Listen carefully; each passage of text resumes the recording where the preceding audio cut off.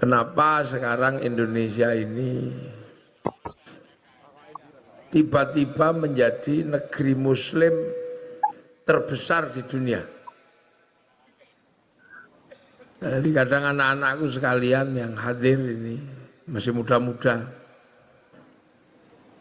sampean mau apa saja di Indonesia ini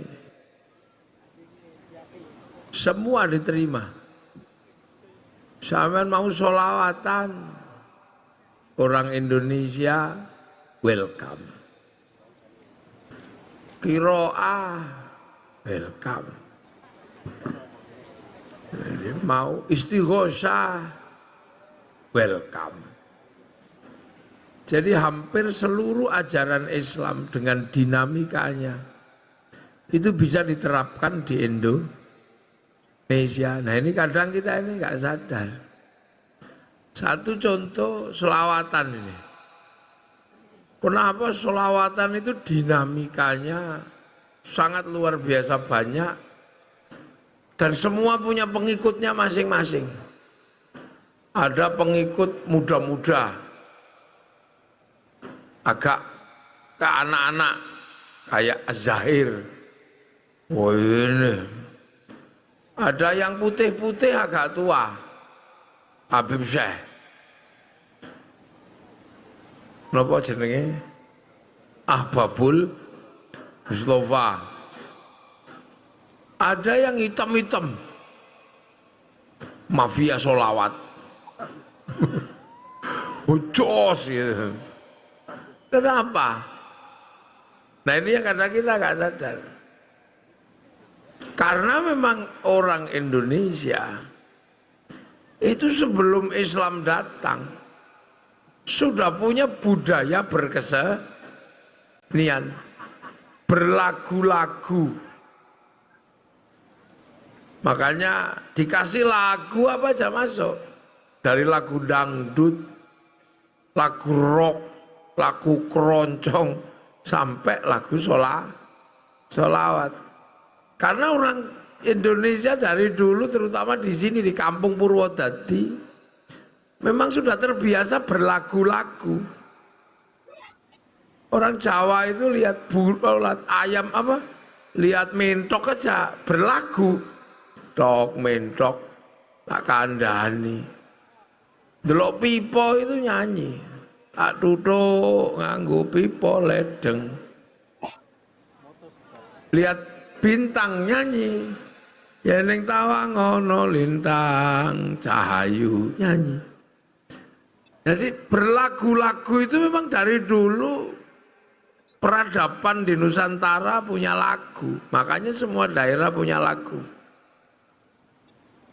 Makanya ketika Islam ini datang dengan lagu-lagu selawat, terima. Mau lagu yang khas Timur Tengah maupun lagu khas Indonesia, ya Rasulullah salamun alaika, ya masuk. Nah itu kenapa?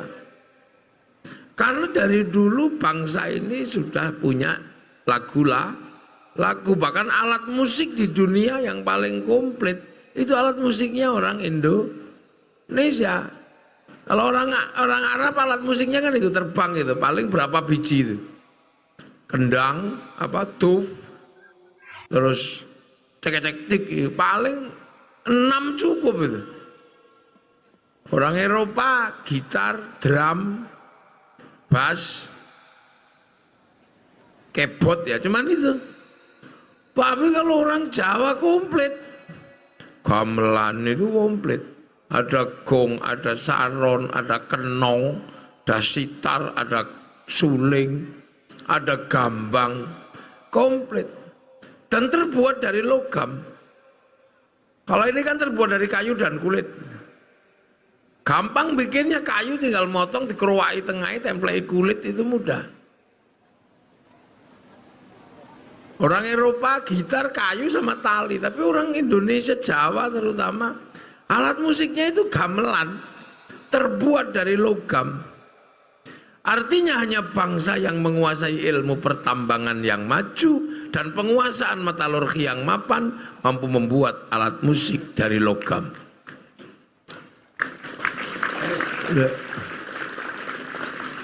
Hal-hal seperti ini harus mulai kita bicarakan. Karena membicarakan bangsa, membicarakan negara nggak boleh hilang dari membicarakan akar kebangsaan dan akar bernegara. Kenapa kita ini bernegara paling tertib sekarang? Karena sebelum Indonesia merdeka, kita ini sudah punya negara. Bahkan Prabu Dewata Cengkar itu dari Purwodadi, Grobogan, yang punya ilmu Bhairawa, Tantra yang dalam legendanya makan manusia. Itu bukan karena makan manusia jahat, itu bukan. Yang dimakan juga seneng. Karena itu bagian dari ritual agama. Loh, makanya negara-negara yang lain ribut ditata oleh negara karena mereka tidak punya kebiasaan bernegara. Makanya negara harus mengatur semuanya, sampai orang pakai baju aja diatur negara. Karena kalau negara nggak ngatur sampai itu, masyarakatnya nggak bisa diatur. Kenapa orang Eropa ngatur manusia itu sampai di lampu merah diatur, ngerokok diatur, lalu lintas diatur? Karena kalau nggak diatur mereka ngawur. Kenapa Eropa itu tertib gitu? Itu bukan karena saking baiknya orangnya, tapi saking kerasnya negara. Karena kalau nggak diperlakukan dengan keras seperti itu, mereka tidak punya aturan. Orang Timur Tengah aja terhadap Tuhan aja sembrono. Coba kalau sembahyang itu, Allahu Akbar, ada yang kukur-kukur, ada yang baca handphone. Orang Indonesia sholatnya paling tertib, kukur-kukur aja nggak berani. Kenapa Indonesia longgar? Tidak seperti Timur Tengah, tidak seperti Eropa ketika mengatur rakyatnya. Karena orang Indonesia itu tertib. Suruh pakai helm semua. Itu nggak pakai nanya, ini fungsinya apa helm, nggak nanya. Corona, Kang, nggak usah Jumatan ya, itu nurut. Biasa aja di Indonesia itu. Orang Eropa corona ketat sampai didenda. India dipukuli. Karena mereka tidak punya kepatuhan yang murni dari batin. Karena mereka tidak biasa nenek moyangnya diatur oleh negara. Lah kita enak, negara bilang, Kang vaksin. Vaksin sama nyodorkan baunya masing-masing. Gak usah mudik ya, iya. Corona nggak usah salaman, iya. Sudah pakai masker. Enaknya mengatur orang Indonesia. Kenapa? Karena kita punya tradisi bernegara, tradisi peraturan itu sudah cukup lama. Tahun 300 Masehi kita sudah punya negara namanya Kutai Kartanegara. Tahun 500 punya kerajaan Kanjuruhan di Malang. 500 Masehi punya kerajaan Kalingga. Tahun 600 kita mulai bangun Borobudur. Orang Arab masih disebut jahiliyah oleh Allah. Loh, coba ayo Pan Fadil. Orang Mekah itu masih disebut jahiliyah tahun 600. Bayangkan sampean, terbelakangnya kayak apa? Makanya ketika ditata oleh negara, mereka kalau nggak patuh, bunuh orang, nyuri potong tangannya, karena harus keras ngatur orang yang tidak biasa patuh dengan aturan. Berzina rajam, nyuri potong tangannya, harus keras sama orang-orang yang kayak begitu. Sini ya tenang-tenang aja, biasa aja. Makanya tahun 600 sana masih disebut jahiliyah.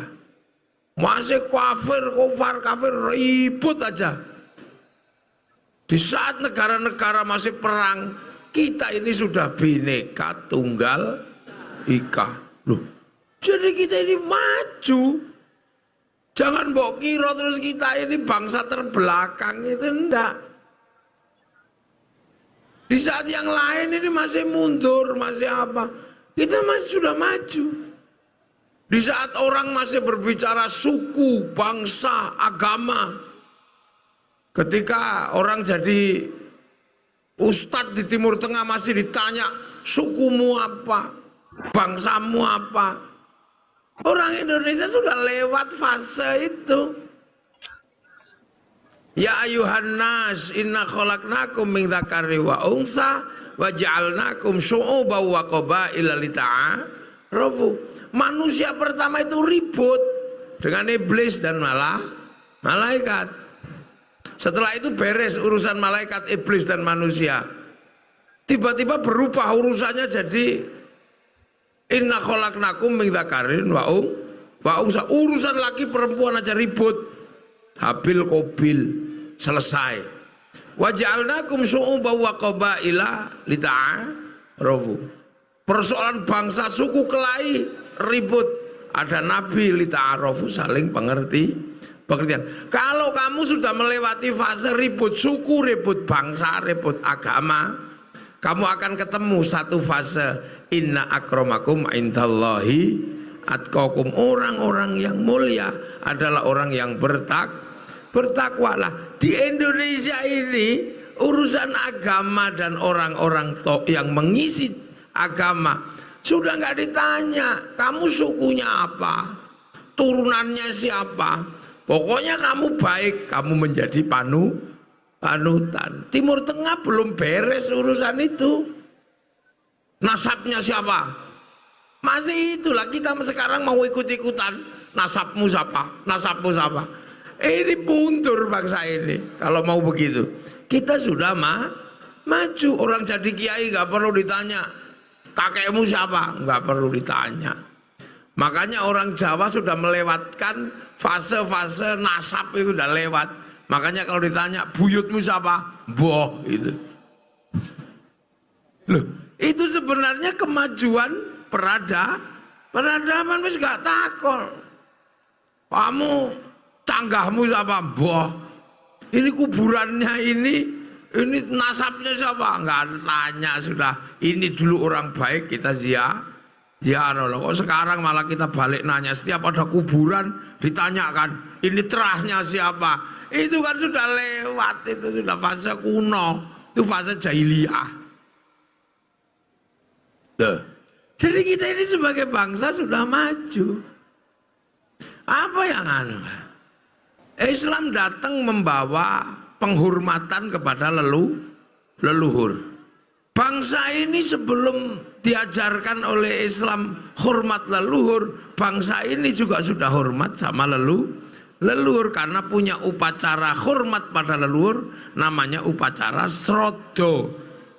Srodo itu adalah penghormatan kepada leluhur yang sudah meninggal. Makanya ketika srodo dilakukan, upacaranya namanya nyadran. Loh, makanya karena sudah ada nyadran srodo semenjak sebelum Islam, maka khol ini menjadi acara yang paling dinantikan oleh orang Islam di Indonesia. Khol ini sudah sebelumnya sudah. Orang Indonesia diajari akhlak, liutammima makarimal akhlak. Orang Indonesia Jawa sudah berakhlak dulu sudah. Omong saomong udah kelihatan akhlaknya. Ada pangkatnya, ada yang pangkatnya mangan, ada yang pangkatnya dahar, ada yang pangkatnya nedo, tapi ada yang pangkatnya turun, badok, untal, nyekek. Artinya dalam urusan akhlak sudah terjadi. Makanya bangsa ini semakin hari bukan semakin buruk, semakin baik. Sehingga apa? Sehingga konsep tersulit dari Islam untuk hidup menjadi manusia baru bisa diterapkan di Indonesia. Orang ribut suku, orang ribut agama, itu kan orang-orang masa lalu. Makanya Islam hadir, lakum dinukum walil, agamamu, agamaku. Lana a'maluna walakum a'malum. Jadi sudah seperti itu. Dan ada beberapa yang belum selesai di situ, masih sekarang masih kafir, masih ada yang begitu. Tapi di Indonesia konsep tersulit sudah bisa dilaksanakan. Apa? Hidup bersama, berbeda-beda tapi saling tanggung jawab. Itu terjadi di Indonesia. Kenapa? Itu kan ajaran Rasulullah, kullukum ra'in wa kullukum mas'ulun an ra'iyati. Kalian semua adalah para pemimpin yang harus hidup saling bertanggung jawab antara yang mimpin dan yang dipimpin. Nah, dalam bahasa Rasulullah konsep hidup seperti itu, itulah yang namanya ra'iyah. Nah, ra'iyah itu hidup berbeda-beda tapi saling tanggung jawab. Ra'iyah itulah yang sekarang kita ambil menjadi konsep hidup bersama, namanya rakyat. Jadi jangan bawa kira orang Indonesia itu nggak ikut Nabi. Tapi kenapa ikut Nabi dalam konsep yang paling sulit, berbeda-beda tapi hidup saling bertanggung jawab, bisa diterapkan di Indonesia? Karena orang Indonesia sebelum Islam datang sudah punya Bhinneka Tunggal Ika. Di Eropa nggak punya. Makanya ketika Tariq bin Ziyad datang ke sana, urusannya masih Muslim kafir. Akhirnya perang nggak ada selesainya. Yang ke Afrika karena ketemu bangsa yang primitif, ya asyidda walal kufar. Yang ke Cina ketemu dengan bangsa pedagang, tiba-tiba perbincangannya adalah perdagangan halal haram. Makanya akhirnya ya nggak jalan di sana. Haram, syirik, haram, halal, haram, riba gitu. Ketemu masyarakat Cina akhirnya sahabat Sa'ad bin Abi Waqqas ya nggak jalan. Tapi begitu ketemu di sini, ketemu masyarakat yang sudah rukun, berbeda bangsa, suku, agama, sudah rukun, Bhinneka Tunggal Ika. Makanya konsep ra'iyah yang digagas oleh Rasulullah bisa diterapkan di Indonesia. Itulah yang kita nikmati sekarang, namanya rakyat. Yang kawulo jadi kulo, yang hamba sahaya jadi saya. Nah, yang abdi Sunda jadi abdi, yang pukulun jadi ulun di Banjar. Akhirnya setara, hidup saling bertanggung jawab.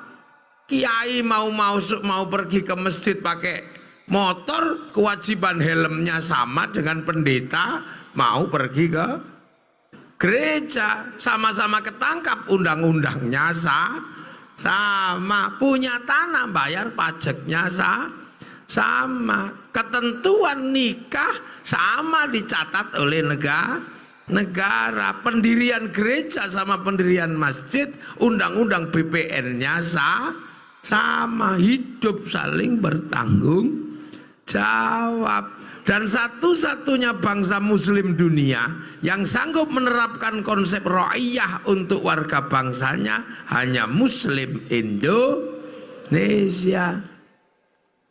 Lo tepu sing banter, gak usah malu-malu, ini bangsamu. Makanya jangan kau sebut Indonesia itu people, karena people itu vox populi, vox dei, suara mayoritas, suara Tuhan. Begitu dia banyak, dia menyatakan bagian dari itu Tuhan. Itulah kenapa Hizbut Tahrir gak cocok di Indonesia. Kenapa Ikhwanul Muslimin gak cocok di Indonesia. Kenapa yang cocok NU, Muhammadiyah? Karena apa? Karena mengakui orang berbeda suku, bangsa, agama, tapi bisa hidup saling bertanggung jawab dalam konsep ra'iyah atau rakyat. Jadi negara paling sunnah dalam urusan kewarganegaraannya itu Indonesia. Timur Tengah belum selesai, makanya Saudi menggunakan cara raja, mereka menggunakan kerajaan. Yaman belum selesai, masih ribut urusan suku, bangsa ribut, suku, agama ribut, Suriah ribut lagi. Yang baru belajar mau selesai Uni Emirat ini. Uni Emirat sudah belajar untuk menyelesaikan problem perbedaan suku, bangsa dan agama. Makanya Uni Emirat, sampai kalau ke Dubai, bangsa ini udah mulai bangkit maju. Nah itulah makanya Turki dulu zaman Mustafa Kemal Atatürk, kekuasaan Turki diruntuhkan karena apa? Tidak mewakili konsep hidup bersama saling bertanggung jawab. Makanya Mustafa Kemal Atatürk meruntuhkan khilafah Utsmani. Jadi akhirnya Turki mulai maju. Coba dulu kalau ngotot dengan konsep khilafah di Turki, pasti sekarang perangnya nggak selesai antar anak bangsa. Loh ini kan cara bangsa keluar. Loh makanya ro'iyah itu kalau ngumpul namanya musyarakah. Musyarakah itulah yang sekarang dikenal dalam bahasa masyarakat. Nah kalau masyarakat berbeda-beda tapi harus menemukan titik temu dalam perbedaannya menggunakan konsep wasyawirhum fil amri, lahirlah konsep musyawarah. Nah, mana ada negara dengan konsep sesederhana tapi sangat mendalam seperti itu kalau bukan Indonesia. Karena dulu yang nata semua ini adalah para wali, maka daerahnya disebut wilayah. Al-wali punya wilayah. Wali-wali di negara yang lain hanya punya keramat tapi belum mampu bangun wilayah. Wali Indonesia lebih maju karena setelah keramat mampu bangun wilayah. Yang lain baru wali keramat itu aja, belum bangun wilayah. Wali Indonesia, al-wali punya wilayah untuk tempat ro'iyah warga bangsanya agar hidup menyongsong masa depan. Itulah itu. Nah, tinggalan wilayah inilah yang sekarang bernama NKRI, Negara Kesatuan Republik Indonesia. Maka siapapun yang hidup di negeri ro'iyah, terutama penerus para wali, NKRI harga mati. NKRI pemimpin tertingginya Majelis Permusyawaratan Rakyat, Dewan Perwakilan Rakyat. Kenapa menggunakan majelis? Karena kalau duduk secara bersama harus saling toleransi, tenggang rasa. Dalam bahasa Al-Quran, tafassahu fil majalis fafsahu yafsakhillah. Nah itu makanya kita menggunakan bahasa majelis. Dari sampean kalau mau cari negara paling sunnah itu ada di Indonesia. Nah inilah makanya karena kita mengakui perbedaan tapi hidup saling bertanggung jawab, maka kita menjadi bangsa yang hari ini semua orang bertanya, kenapa Arab yang satu bangsa pecah puluhan negara? Kenapa Eropa yang satu bangsa harus pecah puluhan negara? Kenapa Cina yang satu bangsa pecah puluhan negara? Afrika satu bangsa pecah puluhan negara, tapi kita puluhan bangsa, suku dan agama mampu bersatu dalam satu negara, Kesatuan Republik Indonesia. Karena menganut prinsip berbeda-beda tapi harus saling tanggung Jawab. Jadi negeri paling sunnah di dunia itu Indonesia. Makanya kalau ada bilang negeri ini tauhid, parani tapuk lambene ngono. Ini anak-anakku sekalian. Loh, makanya konsep persatuan ini harus terus dijaga. Untuk apa? Terbentuknya sebuah sistem yang melindungi manusia dan agama. Manusia sebagai makhluk Allah yang terbaik akan menjadi sempurna kalau punya agama. Dalam bahasa Al-Quran, laqad khalaqnal insana fi ahsani taqwim. Manusia ini yang terbaik, paling menangan, penentu dunia dan seluruh urusan itu karena ada manusia. Kenapa ada orang jualan kursi? Karena urusan sama pantatnya manusia. Kenapa ada jualan sedotan? Karena urusan mulutnya manusia. Karena apa ada pabrik pempes? Karena urusan nya manusia. Kenapa ada pabrik-pabrik kosmetik besar dunia? Urusan bibirnya manusia. Kenapa ada urusan pabrik obat mencret? Urusan perutnya manusia. Kenapa harus ada pabrik obat kuat di seluruh dunia? Urusan lemahnya manusia. Kenapa ada pabrik son? Karena urusan kupingnya manusia. Kenapa ada pabrik Pokari? Karena urusan cairannya manusia. Kenapa ada pabrik kaki tiga? Urusan panas dalamnya manusia. Mana yang nggak ada urusannya sama manusia? Karena apa? Manusia yang terbaik. Makanya orang kalau ngerti manusia pasti dia mendapatkan barokah baiknya manusia. Ngurusi giginya manusia itu bisa punya pabrik odol, punya pabrik sikat, punya pabrik behel. Nah itu karena apa? Urusan untune menungso. Kenapa sampean kadang miskin? Karena sampean tidak pernah berani ngurus manusia. Karena setiap ada urusan manusia lari. Kenapa sampean punya terbang banyak? Karena manusia suka bermusik. Kalau sudah ada jedung, yang paling asik berjoget. Makanya nafsu dia ya gini-gini. Apalagi kalau soundnya bagus tuh. Ini dunia. Dan manusia yang baik ini harus dijaga, jangan sampai rusak. Lah agar dia tidak rusak, maka aturlah sistem yang manusia bisa menjaga diri tanpa harus ada yang mengawasi. Apa itu? Agama. Makanya manusia yang summarodatnahu asfala safilin akan bisa bertahan tanpa jatuh ketika menjadi illalladzina amanu wa amilus sholihat. Manusia yang kecilnya dikasih makan, tuanya dikasih makan, ya. Tapi kalau semakin tua orang nggak ngasih makan. Kecil dicium-cium, gede banyak yang nyium, begitu tua nggak ada yang nyium.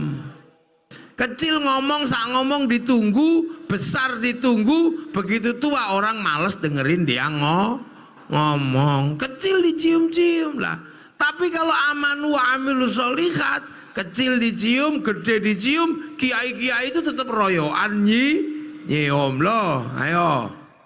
Karena orang baik. Makanya menjadi orang baik itu nggak sederhana.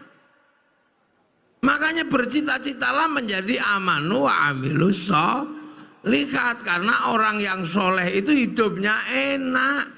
Karena apa? Karena orang soleh itu didoakan oleh orang seluruh dunia. Mau Muhammadiyah, mau NU, mau LDII, mau MTA, mau beda at-tahiyatul mubarakah atau at-tahiyatulillah tidak akan pernah lupa untuk menyebut wa ala ibadillahis sholihin, bahwa orang-orang soleh ini akan menjadi pancaran kehidupan yang luar biasa, karena dirinya seperti power bank, disetrum, didoakan oleh orang seluruh dunia. Makanya pancaran energi kebaikannya orang soleh ini menyebabkan kita kalau berada di samping orang soleh, magnet kebaikan dan doanya akan bisa kita rasakan. Makanya obat hati salah satunya adalah berkumpul sama orang soleh, dan itu yang paling murah. Kalau baca Quran sak maknanya, pusing kita kalau yang nggak bisa baca.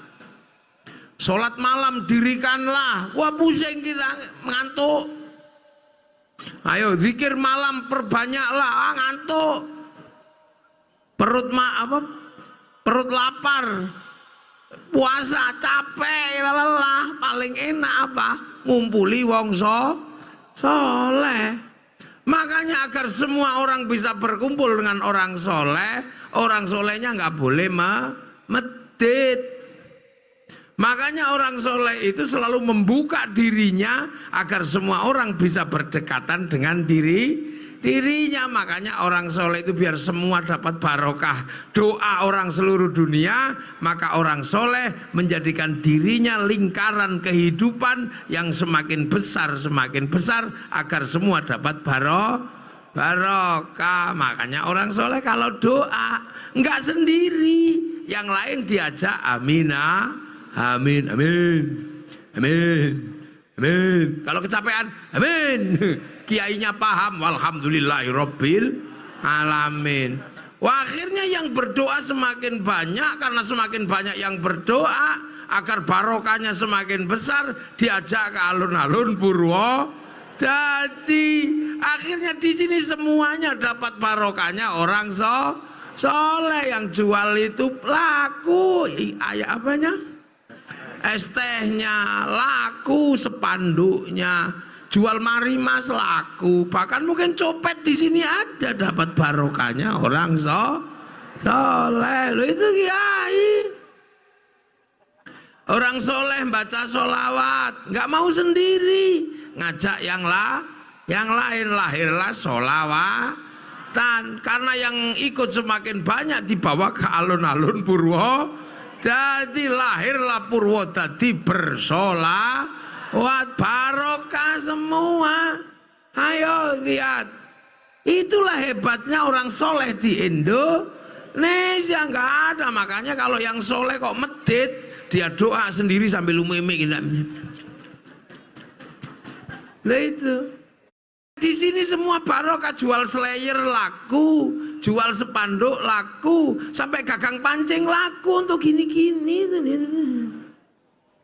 Loh, semua barokah. Akhirnya yang jual makanan pulang bawa uang barokah, bayar SPP-nya barokah. Gimana siklus hidup nggak semakin barokah? Ada orang mati, kiainya ngajak ngumpul, ayo kita doakan. Akhirnya kumpul sampai 3 hari, 4 hari. Mari kita tengok kuburan-kuburan orang soleh. Lahirlah tradisi ziarah kubur.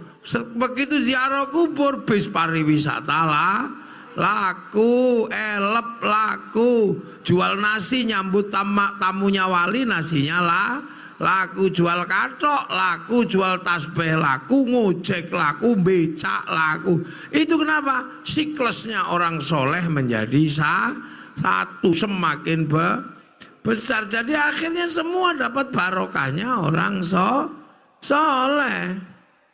Akhirnya manusianya terjaga, kebaikannya terjaga. Akan ada apa? Falahum ajrun ghairu dapat pahala semuanya. Pahala itu buktinya apa? Ketentraman dan kenyamanan. Makanya orang-orang nyaman. Kalau dua itu terjaga, terbentuk, maka sumpah Allah terhadap Nabi Muhammad akan tegak. Apa? Sumpah Allah pada Nabi Nuh, watin demi buah tin. Sumpah Allah pada Nabi Nuh. Wazaitun demi buah zaitun. Sumpah Allah pada Nabi Isa, Nabi Ibrahim. Waturi sinin. Sumpah Allah tentang gunung Tursina kepada Nabi Musa. Terhadap Nabi Muhammad apa? Wahalal baladil amin, dan demi keamanan sebuah bangsa dan negara.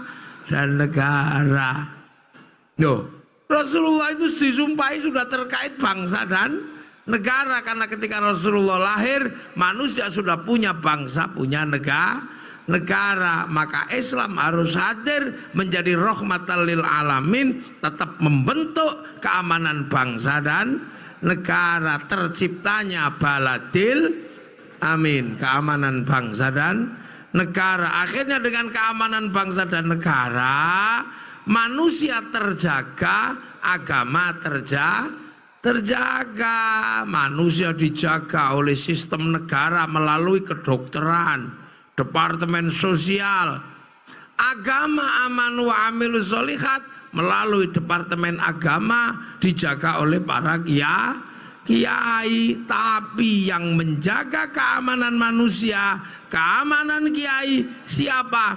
Aparatur keamanan negara siapa? TNI, Polri, Bupati, DPR, semua yang ada di sini adalah perangkat baladil amin, perangkat keamanan bangsa dan negara. Tanpa keamanan bangsa dan negara, manusia rusak, agama rusak. Loh, ini hukum.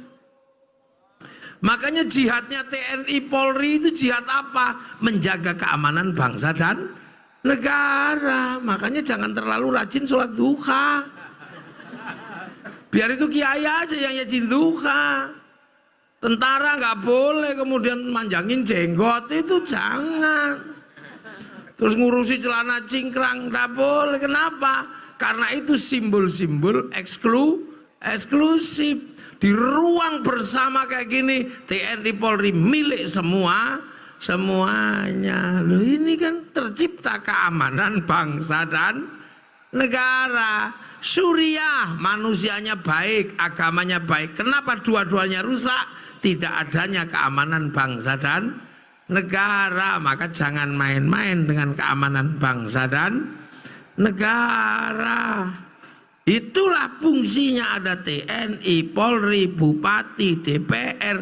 Itu perangkat baladil amin. Sampean bagian apa? Bagian jaga aman wa amilus sholihat, secara khusus menciptakan mahabbah kepada Rasulullah. Lu ada bagiannya masing-masing. Pan Fadil bagian gedek ya Allah, ya Allah, ya Allah, ya Allah, karena ngurus toreko. Lah kalau toreko kemudian tidak punya sarana prasarana, maka dia akan diberikan sarana prasarana oleh siapa? Penjaga baladil amin, oleh perda, oleh perbub. Loh itu. Loh, makanya orang ngurus agama boleh mengajukan proposal kepada bupati, karena kerumitan menjaga agama harus ditanggung oleh apa? Keluarga besar baladil amin. Loh itu.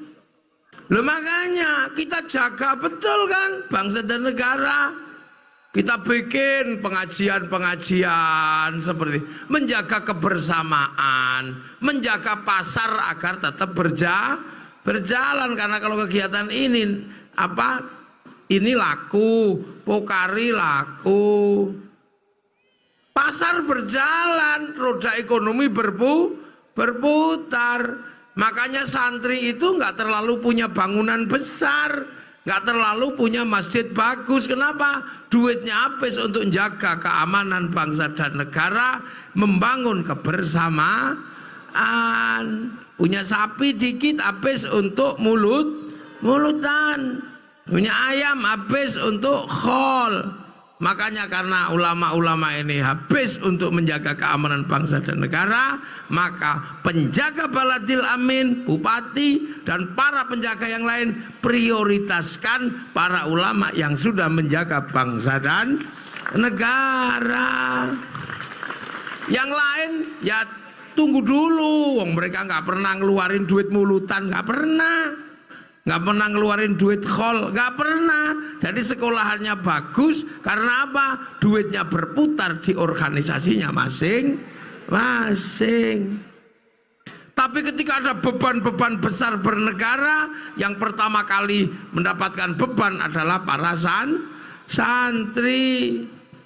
Ya pesan apa? Bupati, Pak tinggal ngomong kiai pajak. Setiap malam kiai ketemu dengan orang-orang yang demikian banyak. Makanya selagi masih ada kiai dan kehidupan santri yang demikian ini, tidak akan pernah terjadi masalah dengan bangsa ini. Makanya ketika Indonesia butuh perang, santri perang aja, yang kemudian dikenal dengan hari santri. TNI Polri butuh perang, TNI perang aja, gitu aja kok repot. Nah peristiwa-peristiwa peperangan itulah yang akhirnya diperingati. Santri memperingati resolusi jihad. Karena apa ada resolusi jihad? Karena ada pertama kali penyobean bendera merah, putih, biru. Jadi untuk pengen punya bendera itu perang dulu. Sekarang merah putih sudah nggak minta perang, minta angkat tangan tok. Itu aja ada yang bilang musyrik, ada yang bilang bid'ah. Itu pasti nenek moyangnya zaman perang dulu, Bandar Dadu itu. Lah iya, mereka nggak ikut perang tiba-tiba musyrik, haram. Itu Bandar Dadu itu dulu kayaknya. Dan inilah hal-hal seperti ini harus diingat. Makanya kiai-kiai santri selalu bersama. Nah peristiwa bagaimana terciptanya Baladil Amin, inilah yang melahirkan peringatan-peringatan Hari ABRI, Hari Santri, Hari Bayangkara. Itu apa lahirnya, kenapa? Karena untuk menjaga keamanan bangsa dan negara, terciptanya Baladil Amin. Karena sudah mensepakati dalam landasan bernegara, kerakyatan yang dipimpin oleh hikmat, kebijaksanaan dalam permusyawaratan perwakilan. Itu landasan negara. Jadi sampean bisa sholawatan begini enak. Itu kenapa? Ada keamanan negara. Kalau enggak dibom kayak di Pakistan, Maulid Nabi meninggal 52. Kenapa kita bisa seperti ini? Dan setelah ditinggal Rasulullah, Islam yang ke Eropa macet. Setelah ditinggal Rasulullah, Islam yang ke Afrika macet. Setelah ditinggal Rasulullah, Islam yang ke Cina macet, semuanya macet. Tapi yang bergerak ke Indonesia, tumbuh subur menjadi kekuatan Muslim terbesar dunia, hari ini ada di Indonesia. Orang sholat paling banyak Indonesia, masjid paling banyak Indonesia, haji paling banyak Indonesia, hafid Quran paling banyak Indonesia. Karena apa? Bangsa dan negaranya aman. Dijaga oleh siapa? TNI, Polri, Bupati, DPR, MPR, semua inilah. Nah bagian ngaji, kiai, bagian selawatan, majelis selawat, itu baru jalan. Makanya semua negara berlomba-lomba bagaimana menjaga keamanannya dan kebanggaan pada bangsanya. Nggak kayak kita sekarang malah diajari olok-olok negaranya, punya presiden jelek, punya bupati jelek. Milih presiden itu butuh uang triliunan, butuh manusia ratusan juta untuk milih. Makanya kemudian kita pasrahkan kebijakan strategis negara pada kepala negara. Tapi kadang kita iseng lebih percaya sama Rocky Gerung yang hidupnya nggak pernah ada yang milih. Kita punya presiden, tiba-tiba kita percaya sama orang yang mau bikin people power. Pak Amin itu mau bikin people power. Akhirnya yang datang cuma 5 orang, akhirnya bukan people power malah upil power. Nah itu. Makanya ini berbangsa bernegara, jangan salah. Kita bisa jalan ke sana ke sini karena jalannya bagus, begitu rusak Baik, kenapa jalan Purwodadi rusak semua?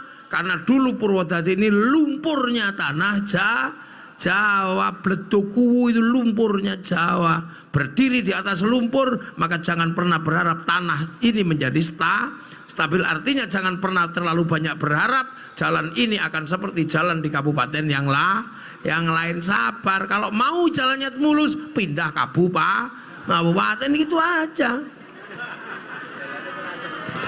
Jangan. Tapi kan tanah air dan kebanggaan pada tanah leluhur nggak bisa digantikan. Makanya jangan protes ketika jalannya jelek. Iya. Ya 85%, tapi yang bukan dari jalur Solo itu masih jelek semua. Lah inilah Bu Bupati dibelani malah ngeyel itu ya ini namanya. Wong kita ngomong jalan ini tanah lumpur. Sakuat apapun duitnya Jawa Tengah dihabiskan untuk Purwodadi, nggak mungkin jalannya bisa bagus karena bawah tanah Purwodadi itu lumpur Bledoku.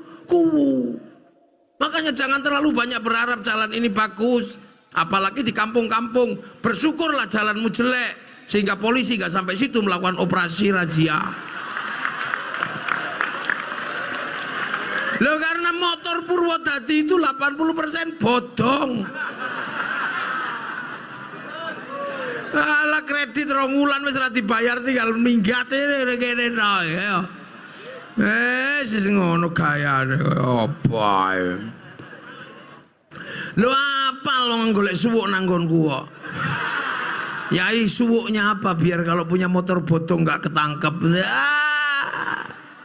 Bagaimana pergi ke tempat jenengan tanpa SIM, suwuk kula kathah. Nah ini negara. Makanya Amerika kenapa dia bisa bangkit, rakyatnya nyaman? Karena negaranya maju. Negara maju kenapa? Karena rakyatnya percaya sama negaranya, nggak ngeritik presidennya sesuka-sukanya.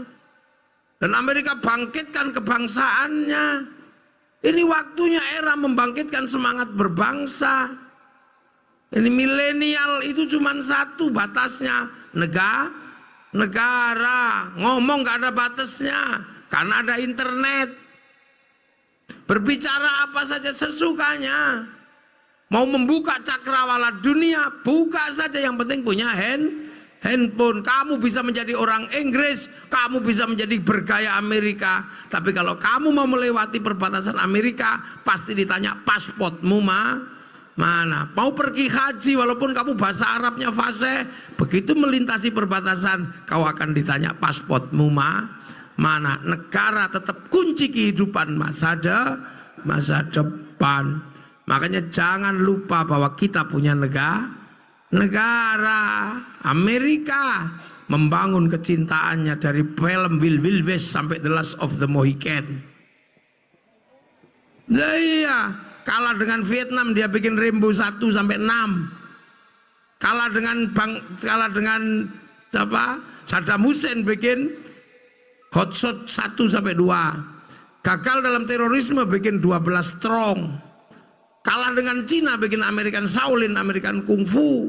Kalah dengan Jepang bikin American Ninja, American Samurai.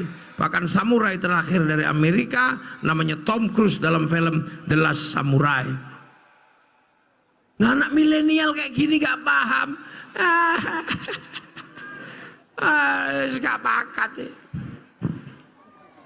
Lah, anak-anak Cina membanggakan bangsanya mulai dari film Ular Putih sampai Ular Hijau, dari Wong Fei Hung sampai Sun Gokong. Jepang membanggakan bangsanya dalam film-film Bushido, film-film samurai. Mereka pernah ribut dalam urusan negara antara generasi tua dan muda, dibikinkan film Samurai X dengan tokohnya Rurouni Kenshin. Malaysia menyongsong masa depannya, gak boleh ribut antar anak bangsa. Malaysia diserahkan sama si Upin dan si Ipin. Si Upin dan si Ipin gak boleh ribut dengan anak-anak India. Maka dari kecil kenalkan tokoh namanya Jarjit. Dia gak boleh lupa ada anak-anak Cina, kenalkan Mei Mei. Gak boleh lupa anak-anak Indonesia, kenalkan Susanti, cara bangsa seperti ini akan membangkitkan kekuatan baru menjadi bangsa yang mandiri, dan di saat itulah akan mampu bersaing dengan bangsa yang lain. Maka hentikan olok-olok bangsamu, hentikan olok-olok negaramu. Kalau bukan kita yang membanggakan bangsa dan negara kita, siapa yang akan membanggakan bangsa dan negara kita kalau bukan kita sendiri? Dan itulah awal kebangkitan bangsa menuju kehidupan masa depan. Baldatun thayyibatun wa rabbun ghafur. Kita nggak usah begitu, nggak suka dengan demokrasi dalam negeri, nggak usah nyontoh. Nyontoh siapa? Ikhwanul Muslimin. Dia sebagai sebuah kekuatan sudah gagal di Mesir. Nggak usah nyontoh. Siapa? Nggak usah nyontoh Hizbut Tahrir. Dia sudah gagal di Filistin. Makanya saya pernah harus baca anak milenial. Ketika Bung Karno mau membuat bangsa ini mau bergerak kemana? Tidak ke Amerika, tidak ke Soviet. Apakah bangsa ini akan mencontoh Eropa? Enggak, salah asuhan novelnya. Apakah bangsa ini akan mencontoh Belanda? Enggak, tenggelamnya kapal Van der Wijk. Apakah akan mencontoh Arab? Enggak, di bawah lindungan Ka'bah. Apakah akan dibangun murni Indonesia? Dijawab dengan Siti Nurbaya. Loh, ini bangsa. Nah, jadi kita kadang nggak sadar. Haji minta diurus negara, ya kan? Anak sekolah minta diurus negara, nikah minta diurus negara, bikin masjid minta diurus negara. Tapi begitu diajak bersama-sama ngurus negara lewat pemilu, jawabannya aku tidak ikut-ikutan urusan politik. Kamu ini apa yang ada di kepalamu? Jadi loh, maka kalau ada pilihan bupati, bergeraklah. Ada pilihan gubernur, bergeraklah. Ada pilihan presiden, bergeraklah. Karena itu kita sudah terbiasa dari dulu namanya pilkades. Pilkada. Gak usah pilpres terus perang badar, gak usah. Pilpres ya pilpres, pesta demokrasi. Kadang ada duitnya, kadang ada dangdutnya. Biar gak ditangkap polisi urusan uang pemilu, jangan kasih nama uang money politik. Kalau money politik dikejar polisi sampean. Maka kalau kita terima uang itu, kita kasih nama uang bensin. Kalau diterima oleh sekolahan, kita kasih nama sumbangan. Kalau diterima kiai, kita kasih nama bisyarah. Udah aman. Lah aman. Makanya sampean-sampean inilah yang akan menjadi generasi masa depan. Hadirkan cinta pada Rasulullah, karena bangsa ini menggunakan gagasan besar Rasulullah, mulai ra'iyah, musyarakah, musyawarah, ya, majelis, itu gagasan-gagasan besar dari Rasulullah, dan kita ikut itu. Maka sampean punya tugas, hadirkan cinta pada Rasulullah. Bermainlah terbangan, nggak usah gelisah. Ada yang jadi vokalis, pegang mic-nya banyak. Ada yang cuman kebagian tung gitu, nggak apa-apa. Ada yang tung berkate podo. Jadi nggak usah menyesal, kenapa aku kok nggak berguna. Kenapa nggak berguna? Lo mau solawatan begitu lama, saya cuman kebagian tung gitu, tung gitu, nggak apa-apa. Semua ada bagiannya masing-masing. Dirgahayu TNI, ulang tahun TNI, selamat ulang tahun, dan selamat Hari Santri, dan selamat ulang tahun Bu Bupati. Semoga kita semua mendapat ridha Allah, dan bangsa ini menjadi bangsa yang terjaga, dan kita semua nanti disyafaati Rasulullah SAW, dan kita mewariskan bangsa ini dalam keadaan bangsa yang semakin baik sampai hari kiamat nanti. Al-Fatihah. Siratal ladzina an'amta 'alaihim ghairil maghdubi 'alaihim waladdallin. Amin. Assalamualaikum warahmatullahi wabarakatuh.